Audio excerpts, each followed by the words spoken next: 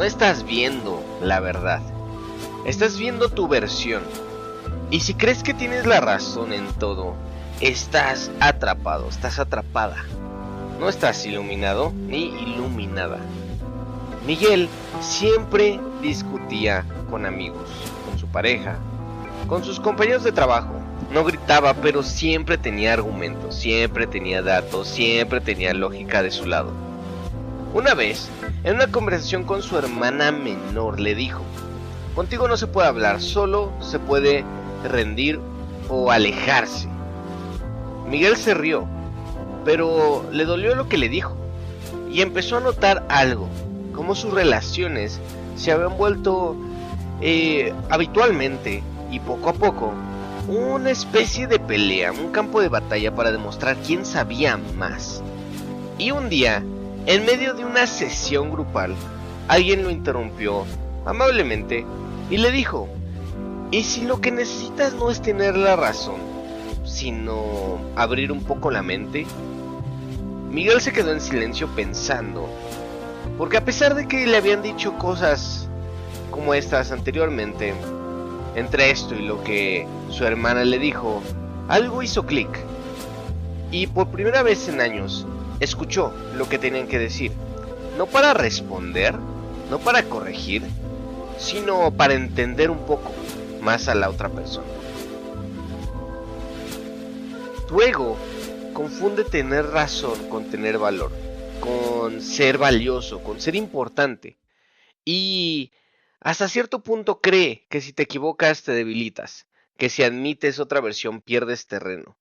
Pero lo que en realidad pierdes cuando insistes en tener la razón es apertura, conexión y crecimiento. Hola, ¿cómo estás? Muy buenos días, tardes, noches, donde quiera que estés. Yo soy Fortis y estamos aquí en el episodio número 69 de Crece Contigo. Y hoy estamos hablando de cómo funciona el ego en lo que respecta a querer tener la razón siempre. ¿Te ha pasado alguna vez que sabes muchas cosas porque has leído, te has informado del tema y muchas veces te gusta que los demás vean esto, que los demás de alguna manera te validen, te hagan sentir bien por saber? Pero en la realidad, esto no pasa así, ¿verdad? En la realidad todos tenemos nuestro ego, nuestra versión de nuestro sentido del yo, y todos queremos sentirnos valiosos. Entonces, por eso se vuelve un campo de batalla, porque así como tú quieres sentirte el que más sabe, los demás también. Pensar que sabes más realmente, eh, hacer que quieras que los demás piensen que ves más, que tienes la perspectiva correcta, es una forma sutil de querer controlar la conversación, de querer controlar lo que los demás piensan de ti. Y si necesitas estar en lo cierto para sentirte bien, para sentirte estable, ¿qué es lo que pasa? Que ya no estás escuchando, estás imponiendo tu visión por sobre los demás. Eso es lo que está pasando. Cuando queremos controlar en lugar de escuchar, cuando necesitamos, cuando hablamos desde la necesidad, siempre va a pasar esto, porque vamos a sentir que necesitamos estar en un lugar en el que no necesariamente necesitamos estar. Es decir, es un cuento que nos inventamos. La verdad no es una propiedad privada, es un territorio en construcción realmente. Y si lo piensas, no existe tal cosa como la verdad absoluta. Piénsalo. E incluso en la ciencia, hay muchas de las cosas que nosotros podemos llegar a considerar como ciertas, que tienen de alguna manera una validez científica, realmente se les siguen llamando teorías, a pesar de que tengan tanta validez, tanto reconocimiento a nivel científico. Ahí tienes la teoría del apego, por ejemplo. ¿Tiene reconocimiento científico? Claro que sí, se ha investigado a no más poder y tiene muchísimo tiempo que se empezó a investigar sobre el tema, pero se le sigue llamando teoría. Ahí tenemos la teoría de cuerdas, y hay un montón de ejemplos que podrías incluso buscar, ejemplos de teorías que se han investigado, que se han revisado y se pueden catalogar como ciencia, pero le seguimos llamando teorías, ¿Por qué? Porque todos nuestros órganos sensoriales, todo lo que nosotros usamos para percibir el mundo, nuestros ojos, nuestros oídos, el tacto, etcétera, no son perfectos, no tienen esta visión omnipotente y absoluta de lo que es la realidad. Tenemos una aproximación de la realidad. Un ejemplo, tú no puedes ver el espectro infrarrojo, por ejemplo, y hay animales que sí pueden hacerlo. Y ese es un ejemplo de muchos. Hay muchísimas cosas que no podemos nosotros percibir. Entonces, la verdad no es algo absoluto, es algo relativo, lamentablemente. Nos encantaría poder saber todo y verlo todo al 100%, pero la verdad es que nuestro cerebro no está preparado para eso, porque si lo estuviera, pues ya lo podríamos hacer desde ahorita. Y mientras nosotros queremos apropiarnos de esta verdad, y nuestro ego quiera ganarla como si fuera un trofeo, como si nosotros tuviéramos derecho a poseerla, nos estamos alejando de lo que más podemos llegar a anhelar y lo que más puede llegar a llenarnos en lo que respecta a las relaciones con los demás, con nuestras personas más cercanas y queridas. Paz y comprensión. Esa pertinencia y ese afecto que podríamos llegar a tener de una manera más pacífica y pura, la estamos manchando con este ego, con este deseo de poseer la razón, de controlar lo que la otra persona piensa, siente, quiere o, o de alguna manera puede llegar a aspirar a tener, ¿no? Así como tú tienes la libertad de pensar de cierta manera, los otros también. Piénsalo. Esa es la forma correcta de verlo. Y no porque yo lo diga, sino a nivel pragmático. Es lo que te va a dar más paz.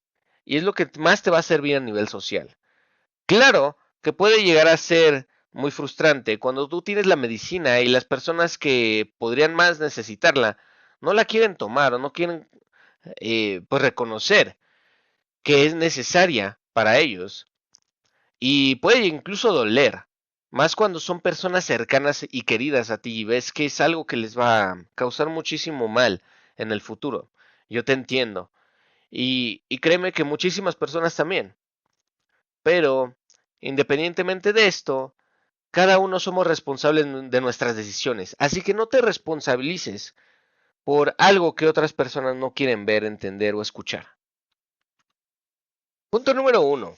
¿Por qué necesito tanto tener la razón? Bueno, pues tenemos muchas veces esta creencia inconsciente y emocional de que si nos equivocamos perdemos valor, o al revés. Si tenemos la razón, somos valiosos, somos importantes, somos los mejores. Miguel, por ejemplo, no soportaba admitir errores, porque eso lo hacía sentirse menos inteligente, ¿no? Pero aquí está la cuestión. ¿Por qué necesitamos esto? Esto muchas veces viene del pasado, viene de nuestra crianza. De alguna manera sentimos que necesitamos esto forzosamente, ¿no? Y esto podría deberse a muchas razones. Una posible causa podría ser que en la infancia tus padres o tu tutor, cuando hacías la tarea, tal vez te regañaban o te trataban mal o lo que sea cuando te equivocabas en algo de la escuela, cuando sacabas malas calificaciones, por ejemplo, o si te pedían hacer algo en un trabajo en particular y no lo hacías correctamente, no seguías las instrucciones, pues te regañaban o había una consecuencia negativa, ¿no? O tal vez no era así, tal vez tú veías que los demás se equivocaban, que a los demás no les importaba esto, y tú veías que eso no era algo que querías. Tú veías que tenían consecuencias negativas en sus vidas por actuar de esta manera tan descuidada. Y tal vez te negaste a ser tú así. Y por eso dijiste, yo no voy a hacer de esta manera, yo voy a ser mejor, ¿no? Y entonces creaste esta visión del mundo en el cual la verdad es igual a valor, es igual a inteligencia, a capacidad, competencia. Y eso hace que, pues realmente, tengamos esta necesidad emocional arraigada a nuestra mente, ¿no? Recuerda que todo lo que nosotros creemos a nivel emocional, muchas veces ni siquiera lo podemos decir en palabras. Está almacenado en nuestro hipocampo, entre otras partes del cerebro, claro, pero la parte más difícil de acceder es esta. Cuando las creencias emocionales de la infancia están tan arraigadas a una emoción, algo que nos hace sentir de una forma tan intensa, ya sea para hacerlo o no hacerlo, muy probablemente tenga que ver con esto, con experiencias tempranas. Entonces piénsalo, analízalo. ¿Por qué siento que necesito esto? Y ojo, no es para decirte que está mal, porque puede ser algo útil en algunos aspectos, ¿no? Por ejemplo, en tu trabajo, perdón, si necesitas hacer una investigación, necesitas hacer un reporte, pues el hecho de que tú quieras tener la razón o necesites tenerla para este caso en específico, en este contexto, es algo sumamente valioso, porque te va a ser indispensable para tu jefe muchas veces, ¿no? Porque van a ver que no te contentas con migajas, sino que estás continuamente revisando hasta llegar al problema esencial del asunto y, y lo resuelves, ¿no? Porque no se puede, pues realmente como un doctor, ¿no? No puedes tú realmente curar una enfermedad si no sabes qué enfermedad es. Por eso es algo que puede llegar a tener cierta utilidad, pero justamente es ahí donde empieza lo que podemos hacer con ACT. Y recuerda que el fin último de la terapia de aceptación y compromiso y de los del Hexaflex y todos sus principios del contextualismo funcional es la flexibilidad psicológica. Entonces, no se trata de quitar esta necesidad, no se trata de eliminar una creencia con otra, simplemente hacerla más flexible. Tratar de entender que no necesitas tener la razón siempre, sino que a veces está bien que los demás piensen que la tengan o tal vez podrían incluso tenerla y tú estar en un error. Punto número 2. ¿Qué pierdo cada vez que no cedo ni un centímetro? Cada vez que me aferro. Y la respuesta es que pierdes precisamente la oportunidad de aprender y de ver cómo los demás perciben el mundo a su manera. Porque esta es la cuestión y esto es lo que enriquece tanto el mundo de las ideas. Si te pones a pensarlo, nadie tiene el mismo pasado al 100%. Y ahorita, tomando en cuenta esto que te decía sobre las creencias emocionales, piensa que todos podemos llegar a tener una perspectiva, un paradigma distinto, justamente debido a que todos somos diferentes en este aspecto.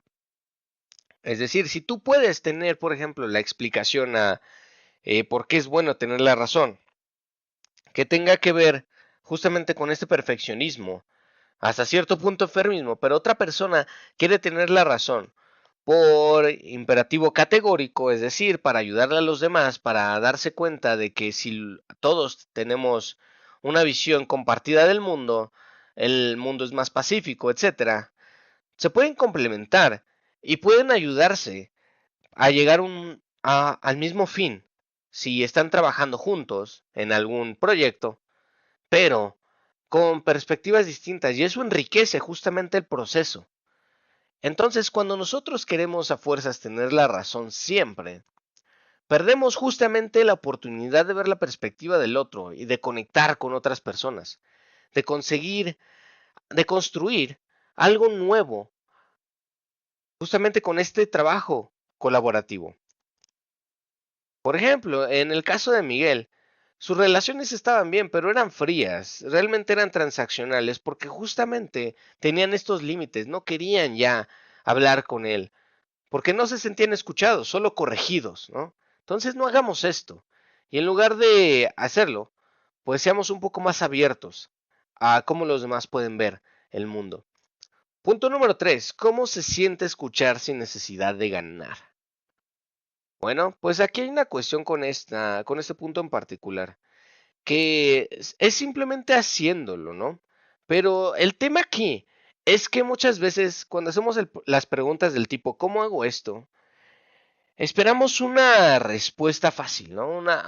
Un truco, ¿no? Como si fuera un videojuego, que te dice, pues vete por este otro lado, por esta parte del mapa, Y ahí no vas a batallar, no van a haber enemigos, ¿no?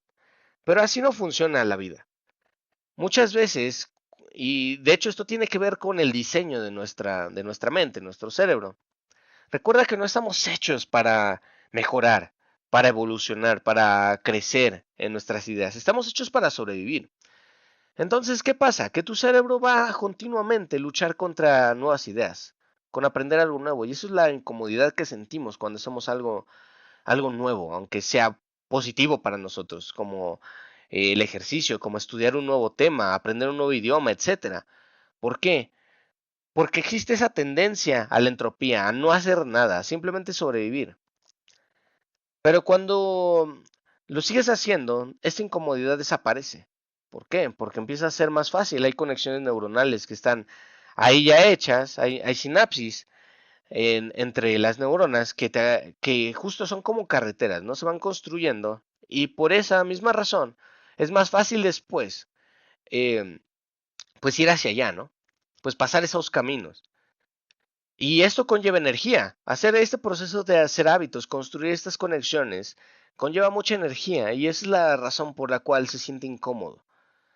Entonces, así es lo que eso es lo que vamos a sentir. Va a ser incómodo al principio, pero después va a ser liberador, va a ser fácil, va a ser como cualquier otro hábito, ¿no? Al principio vas a sentirte como, ay, quiero decirle algo, ay, cómo le digo que lo que está diciendo está mal, es una tontería, etcétera. Pero con el tiempo te acostumbras. En una discusión, por ejemplo, con su pareja, Miguel respiró hondo y dijo, quiero entenderte, no convencerte. Y cambió todo. Eso fue un pensamiento que le sirvió muchísimo en su relación. Fue un pensamiento interno, ni siquiera se lo dijo, ¿no? Pero lo demostró con palabras y eso muchas veces vale más. Porque recuerda, las personas van a olvidar. Y está demostrado que en 48 horas se olvida aproximadamente el 70% de lo que decimos, ¿no? Entonces van a olvidar eso, pero no van a olvidar cómo se sintieron. Entonces, en este caso, por eso fue la mejoría en su relación, porque pues se sintió bien, ¿no? Su esposa se pudo haber sentido bien cuando actuó acorde a esta creencia. Quiero entenderte y no convencerte, no cambiarte, sino comprender qué piensas.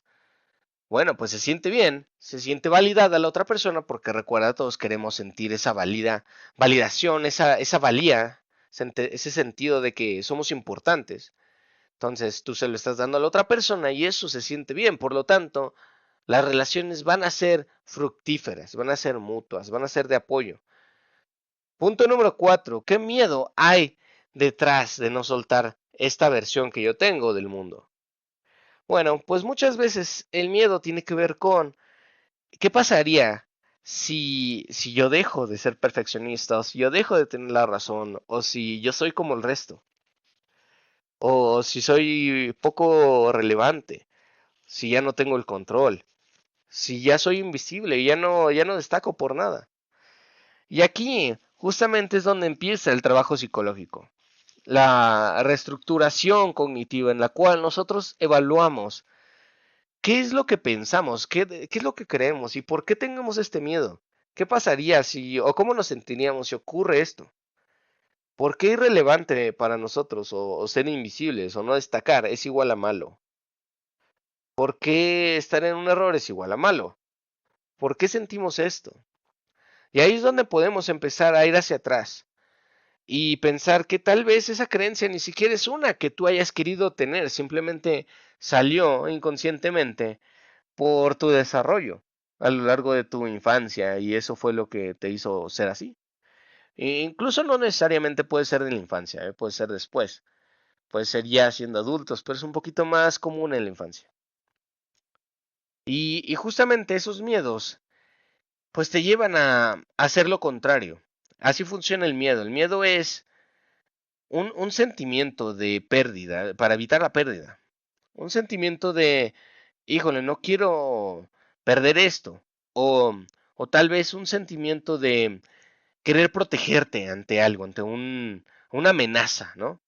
Porque así es. Si estuvieras en la naturaleza y le tienes miedo no sé, a un jaguar, pues este miedo te va a hacer correr, ¿no?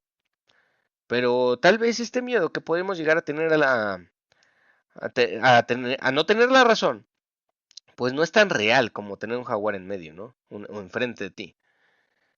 Por eso hay que evaluar qué tan de acuerdo estamos con que el miedo a no tener la razón, o el miedo a ser irrelevante, a ser invisible, a no ser perfectos, etcétera, es realmente una amenaza para nosotros. Y te vas a dar cuenta de que es muy liberador cuando eliges que esto no es así. Miguel se dio cuenta de que siempre hablaba más que otros porque tenía este miedo inconsciente de que si no lo hacía no importaba, no era relevante para otros. No, era como un cero a la izquierda. Y ahí es donde empezó esta liberación y este cambio. Punto número 5. ¿Qué pasaría si entendiera que mi visión no es la única? Si me diera cuenta de que los demás pueden llegar a tener otras perspectivas que también pueden ser verdad, ¿no?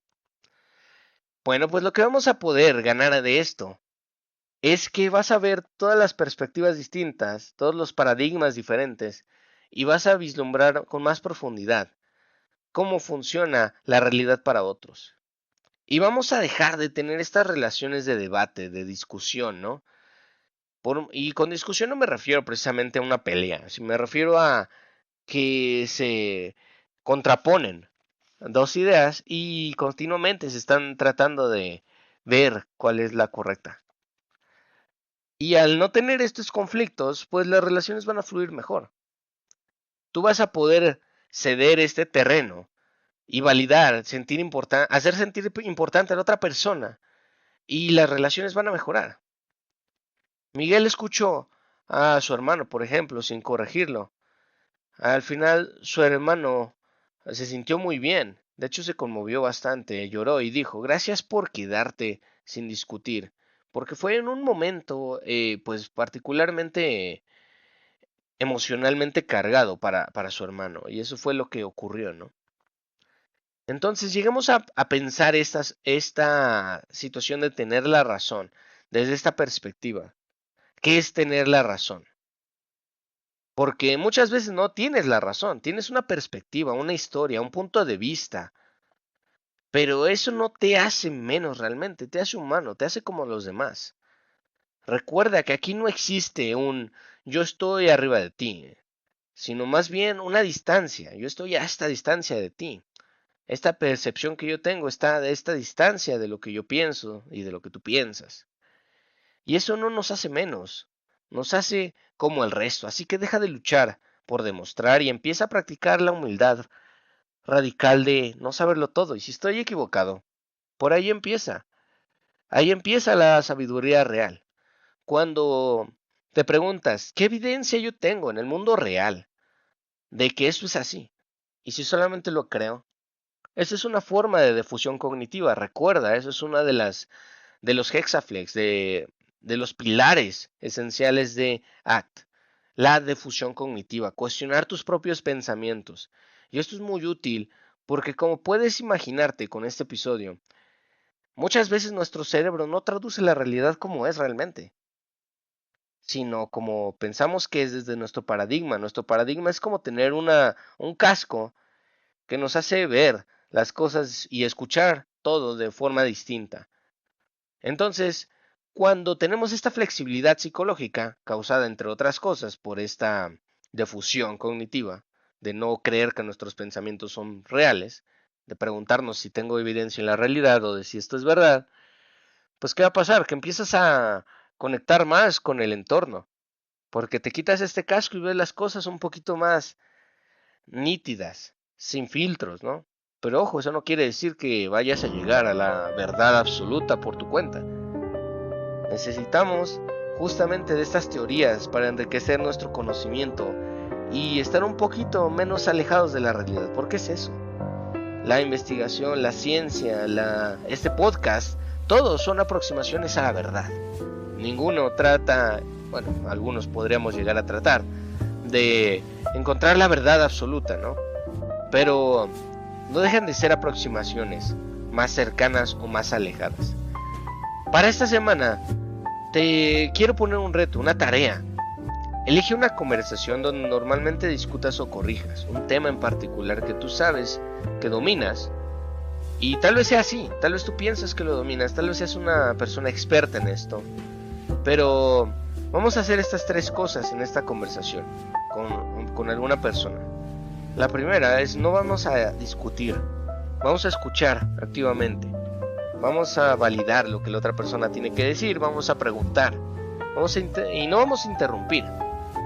Vamos a preguntar antes de opinar. Por ejemplo, si la otra persona está diciendo algo que nosotros normalmente sentimos esta necesidad emocional de corregir, porque recuerda, es un hábito, es algo a lo que estamos acostumbrados, pues estamos queriendo construir un nuevo hábito. Entonces, ahí vamos a preguntar para aclarar el tema antes de dar nuestra opinión. No digo que no la des, simplemente dala, pero no invalidando, no sin invalidar. Primero validas y después ya das tu opinión, pero desde una perspectiva más abierta.